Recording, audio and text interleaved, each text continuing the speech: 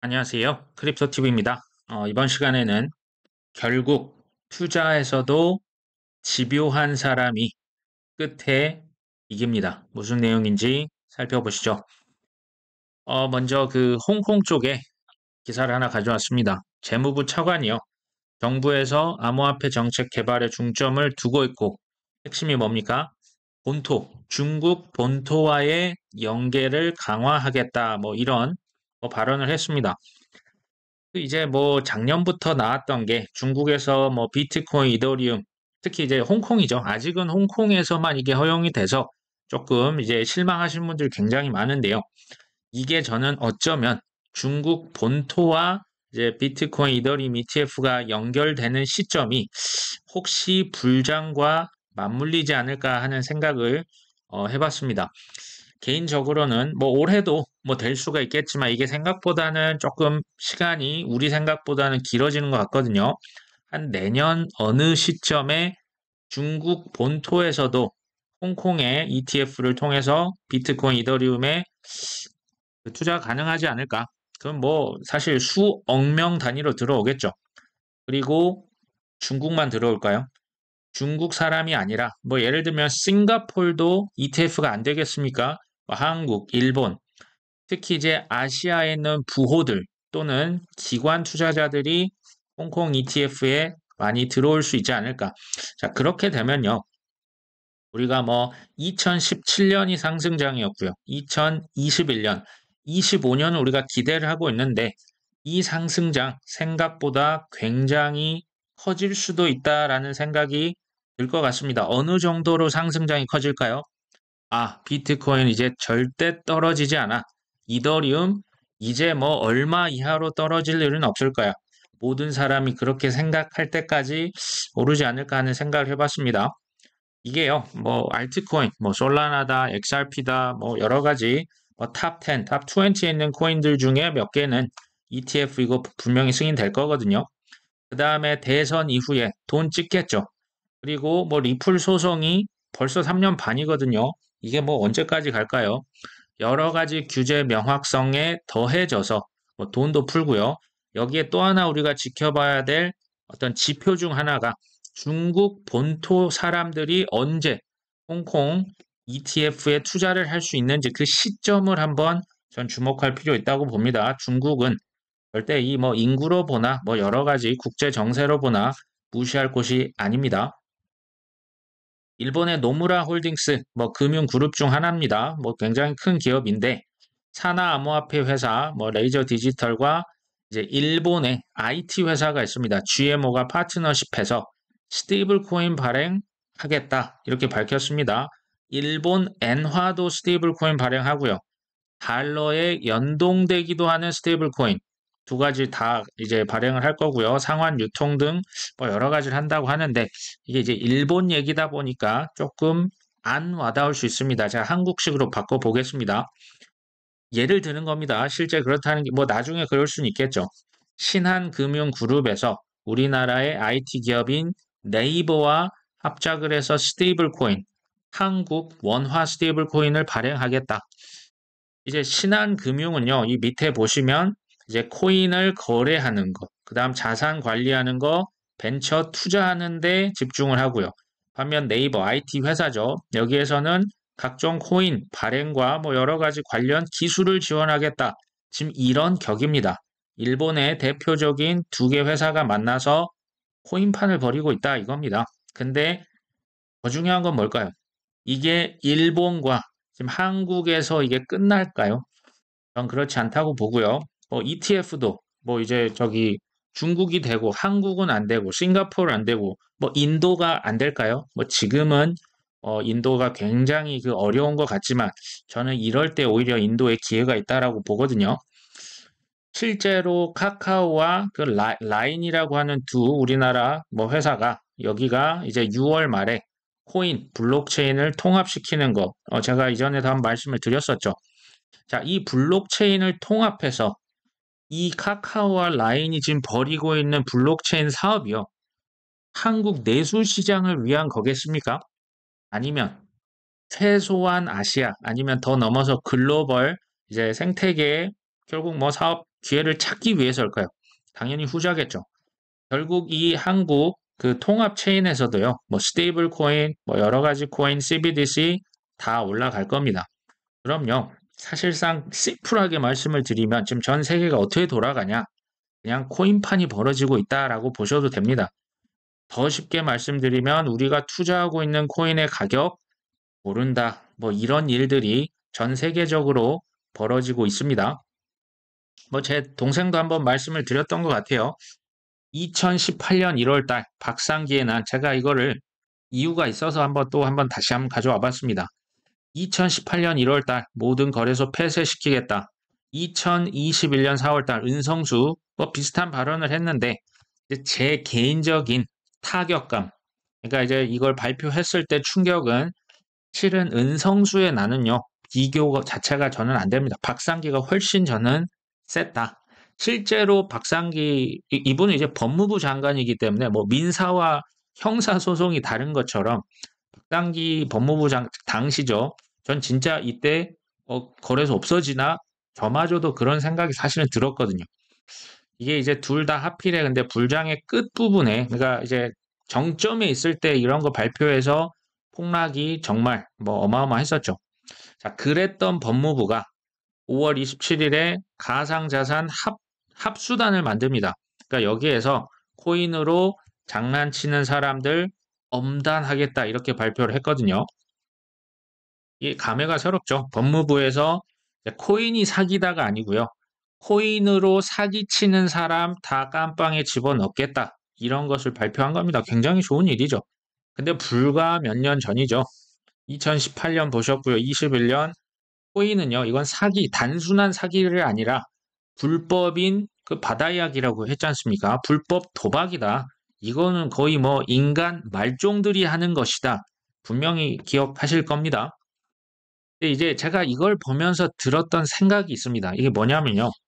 그러면 투자로 결국 누가 성공하고 누가 돈을 버는 것이냐 이렇게 혼란한 시장에서 이제 저는 뭐 사업을 뭐 이제 전시나 컨벤션 사업을 했었죠. 근데 투자가 결국에는요.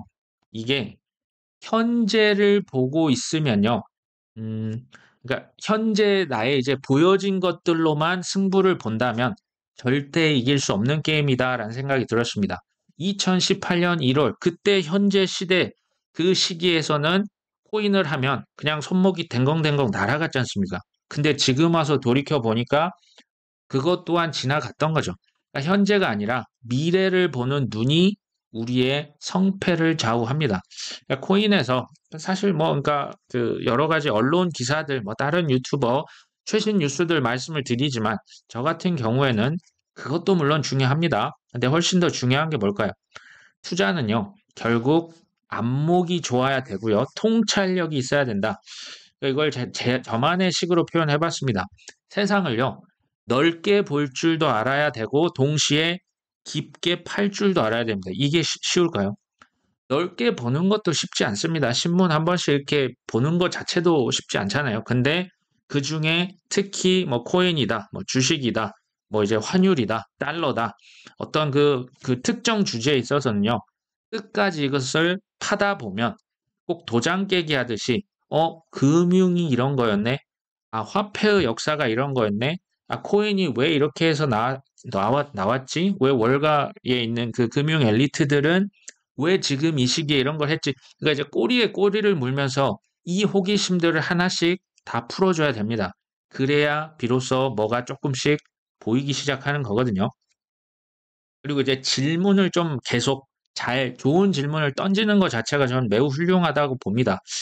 특히 이제 단기적으로 보면 비트코인 현물 ETF가 지금 막 승인이냐 아니냐 뭐 작년부터 했지 않습니까? 저는 그때부터 이더리움이다. 그 다음은 뭐 지금은 당연히 뭐 솔라나고 XRP고 도지고 아발란체고 그러니까 그 다음을 봐야 지금 사람들 그 다음 특히 이제 이제 솔라나도 아니고 저 밑에 있는 코인들은 뭐 ETF 눈에 안 보이잖아요. 그런데 사람들이 관심 없는데 굉장히 훌륭한 프로젝트에 관심을 둘 필요가 있겠다. 제가 이제 질문을 한번 던져 보겠습니다. 굉장히 우리가 일상생활 속에서 느낄 수 있는 거. 요즘 사람들 종이돈 거의 안 쓰네. 미래 사람들은 어떤 돈을 쓸까? 라고 질문을 한번 던져보는 겁니다. 신원 인증, 뭐 특히 이제 부동산 거래하시거나 동사무소에서 뭐 가족관계 증명서를 내라. 너무 불편하다. 그냥 좀 편한 거 없을까? 편한 거 있죠. 뭐 블록체인에다 집어넣고 뭐 메타버스 뭐 플랫폼을 왔다 갔다 해도 그 이제 내가 나를 증명 안 하는 DID라고 있습니다. 자, 미국이 예전 같지 않네. 예전에 뭐 사우디, 뭐 중동의 그 뭡니까? 그 페트로 달러까지 돼서 산유국이랑 친했는데 이거 뭐 예전 같지 않네. 뭐 러시아나 뭐 중국 보니까 뭐 아예 그냥 각자 도생 해버리는 거죠. 브릭스도 마찬가지고요. 달러의 미래 이거 어떻게 될까?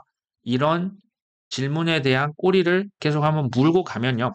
코인 투자는 관련이 있습니다. 그리고 이제 뭐 BIS에서 전 세계 중앙은행들에게 CBDC 연구하고 이거 발행해서 쓰라고 엄청난 압력을 넣거든요. 그러면 뭐 미국의 CBDC, 중국의 CBDC, 뭐 인도의 CBDC, 사우디아라비아 CBDC가 나올 텐데 얘네들이 서로 신뢰할 수 있을까? 신뢰를 못하면 뭐를 신뢰해야만 할까? 뭐 예를 들면 금인데 이게 이제 비트코인일 수도 있겠죠. 이 모든 것이요. 결국에 블록체인과 블록체인의 위대함은 실제 뭔지 아십니까?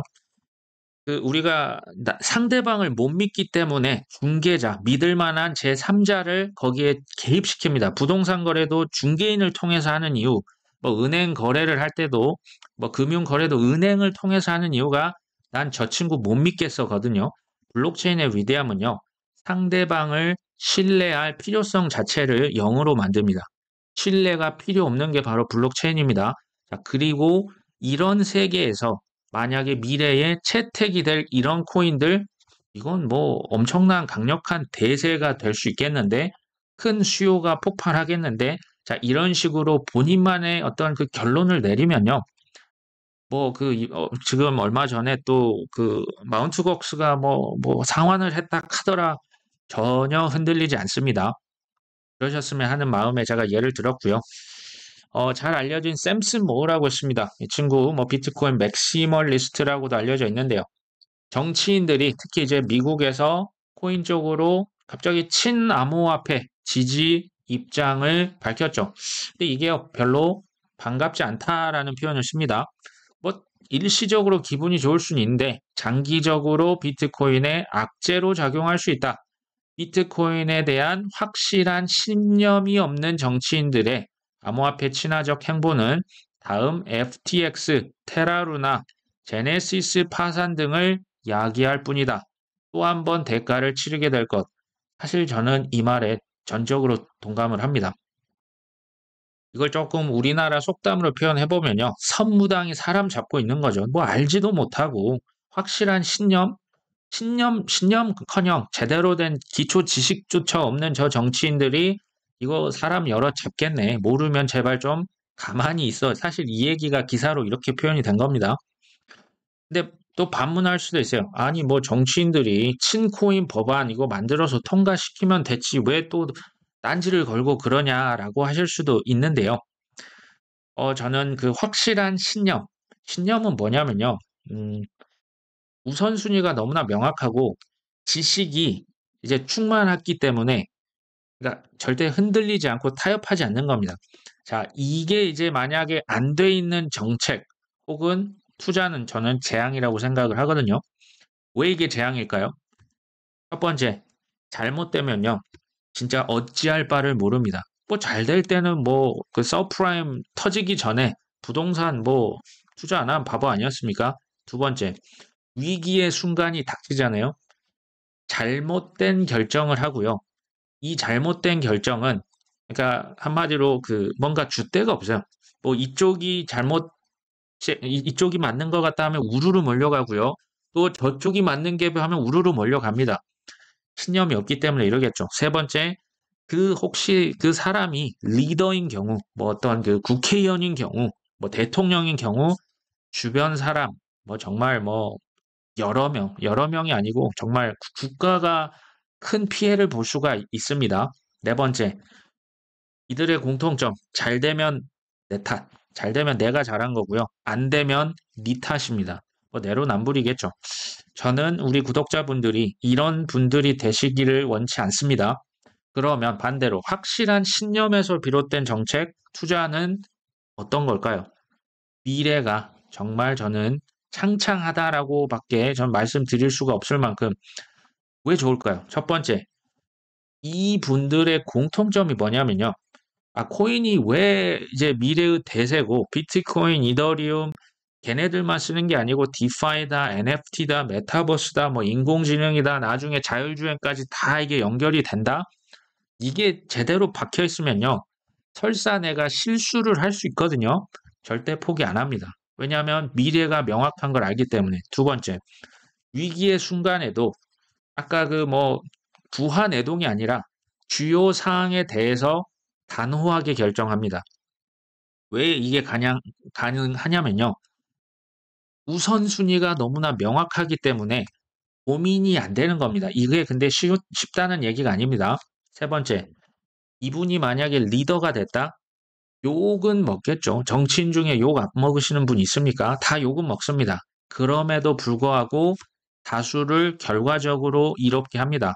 전부를 이롭게 할 수는 없을 수 있지만 대다수를 이롭게 할 수 있다. 네 번째, 잘 되면 이런 분들한테 물어보면 뭐라고 하냐면요. 운이 좋았다라는 공통된 의견을 표출합니다. 사업가도 그렇고요. 투자자도 마찬가지입니다.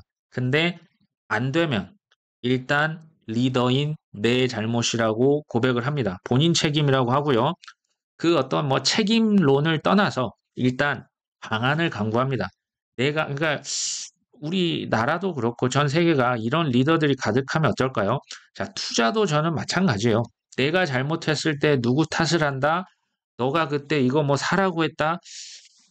그것보다는 이제 앞으로 어떻게 하면 그러면 내가 실패를 안 하고 이 기회를 잡을 수 있을까? 항상 긍정적이다라는 것도 제가 말씀을 계속 드리고 있죠. 자, 투자에 있어서 특히 조심할 거.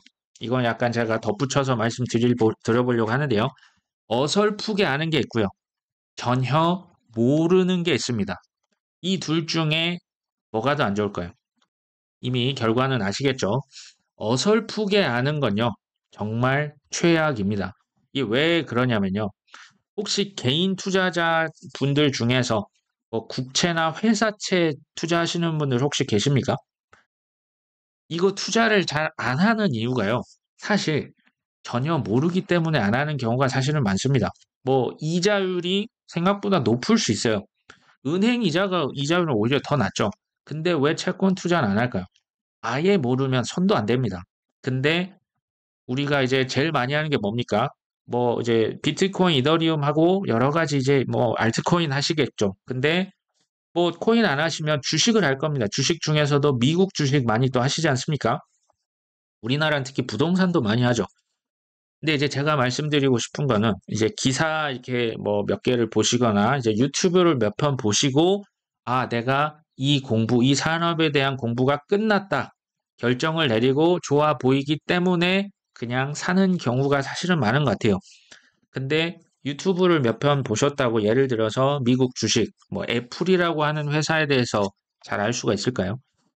제 기준에는 굉장히 저는 높은 기준을 제시하고 싶습니다. 우리가 이 정도는 돼야 됐다.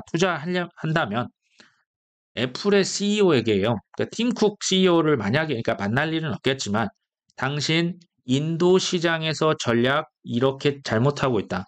중국에서 이번에 가격 낮췄다며 그거 그렇게 하면 안 된다. 제가 지금 이 정도의 어드바이스를 할 수 있을 정도는 되어야 애플에 저는 투자할 자격이 있다라고 저는 개인적으로 생각합니다. 현재와 우리가 미래는 모르지 않습니까? 대신에 우리가 공부하면 알 수 있는 거, 현재와 과거죠. 재무제표, 회사에 관한 모든 어떤 정책들 철저하게 조사를 하면요. 미래를 정확히 모릅니다. 근데 대략 보일 것 같습니다. 대략 보인다고 저는 생각이 듭니다. 아니, 그래도 그건 좀 뭐 애플 CEO한테 뭐라고 한다. 너무 비현실적인 거 아니냐. 제가 그래서 말씀드렸던 게 결국에 크게 성공한, 그러니까 이제 뭐 똔똔, 그 이제 쌤쌤이 아니라요. 크게 성공한 투자자 확률은요. 제가 초기부터 계속 말씀드렸던 게 2%라고 말씀드렸죠. 쉬울까요? 이 정도는 돼야요. 흔들리지 않습니다. 코인도 마찬가지입니다. 아까 말씀드렸던 박상기의 난, 저는 이거 정말 생생합니다. 그때 공포가 엄청 났었고요. 그때 패닉셀 하지 않았던 참아낸 비율 몇 퍼센트나 될까요? 뭐 제 개인적인 생각입니다. 실제로는 저는 모르지만 한 2%? 뭐 많으면 5% 정도 되지 않았을까요? 2020년 3월 달에 코로나 당시 그때 그 공포가 엄습했을 때 폭락, 이때요. 비트코인이 하루에 50%가 빠졌습니다. 제가 아마 투자한 일에 가장 큰 폭락의 하루였던 것 같거든요. 이때 패닉셀 안 했던 분들 제가 볼 때 2%안 될 겁니다. 반면에 2021년 5월달 그 석가탄신이 있었잖아요. 그때 폭락이 사실 있었죠. 근데 그때는요, 뭐 개인적이지만 패닉셀을 견뎌냈던 비율 뭐 한 10%, 한 15%, 이때는 저는 좀 더 많았던 것 같긴 합니다.